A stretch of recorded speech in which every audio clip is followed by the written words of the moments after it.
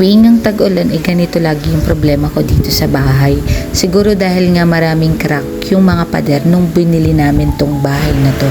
Rent to own nga pala ito guys, kaya marami yung possible na problema dahil di ko naman nakita kung paano talaga to ginawa. At tuwing ang uulan, ganito palagi yung nangyayari sa pader ng bahay namin. Dahil nga walang canopy dito sa bahay, ito yung nangyari. Tingnan nyo, mula sa pader, sa mga crack ng pader, papunta sa bintana dahil walang canopy, ganyan siya nung bagyo, lalo na nung bagyong Christine.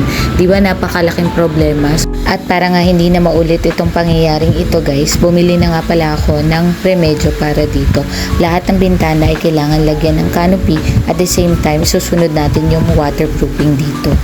Heto nga't isa-isa ko nang in-order yung para sa bawat bintana ng bahay. Isang 80 by 80 at isang 80 by 150 cm ang sukat. Pero dahil dalawa yung 80 by 80, dalawang set, tapos 5 nga pala yung 80 by 150 cm.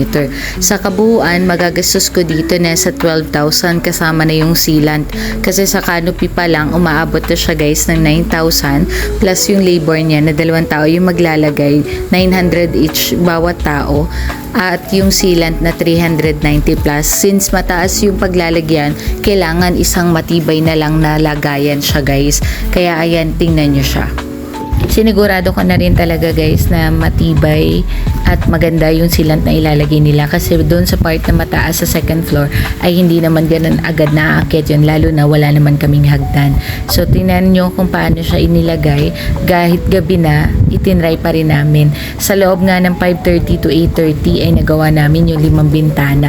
Dahil guys, mas madali nga pala kapag inassemble muna tapos ilalapit sa pader, tapos guguhitan kung saan na lang ilalagay yung drill, saan lalagyan yung butas, tapos sa kanila ikakabit. Mabuti na lang yung pinagpagawaan ko, meron din silang hagdanan na ganyan kataas, kaya naabot nila yung second floor. Kasi sa totoo lang guys, mataas talaga yon. Pero dito sa part na to, padalwa na namin yan na nilalagay. Yung una namin na ilagay is 80 by 80 and this one is 80 by 150 cm. Ganyan yung itsura niya. Pang-apat na yan guys. Patapos na kami sa part na yan at dito na lang sa baba yung gagawin namin. So medyo madilim na kasi nasa around 8 o'clock na siya. So, guys, sabi nga nung gumagawa, mas madali daw kung ilagay kesa magbuhat ng hagdan. So yan nga yung pinakahuli nilang ginagawa. Ayan, sinusukat muna nila dahil naka-assemble na, tapos bibilugan nila yan kung saan nila bubutasan mamaya at pupukpukin nila gamit ng martilyo, tapos sa kanila gagamitan ng liabe.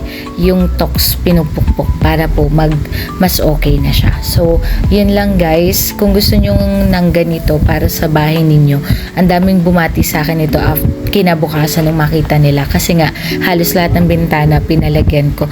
Guys, for your information, meron nga pala kaming siyam na bintana. Yung dalawa hindi ko lalagyan kasi nasasakop naman sila ng pader at saka ng semento ng bahay, so hindi na kailangan. Pero dito sa side na to na laging binabaha, kagaya nung nakita nyo sa unahan, talagang kailangan. Ito na nga pala guys yung end muna ng video natin, at kinabukasan pinicturan ko nga kung ano yung magiging itsura niya after na mailagay. Ihahabol na lang yung tox guys kasi medyo gabi na rin, at saka meron pang lalagyan na 2 pang bintana, isa sa likod at isa dito sa baba. Total hinihintay pa natin, hindi ganun kasi kadali guys na bumili agad-agad ng isang bultuhan, lalo pa kung gusto mong itry pa lang muna yung item na nandyan. So natry na natin guys, eto na, pinaka legit na to, matatapos na to guys, pabilisin na natin. Guys, sa part nga na to, inililinis ko na yung naging alikabok mula sa pagkaka-drill nila sa pader ng bahay. So, mabuti na lang meron din ako na-invest na hose na ganyan kahaba para maayos ko siya.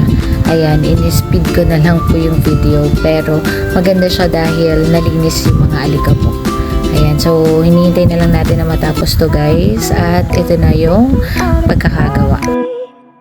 These last few weeks have been exhausting. I'm lost in my imagination.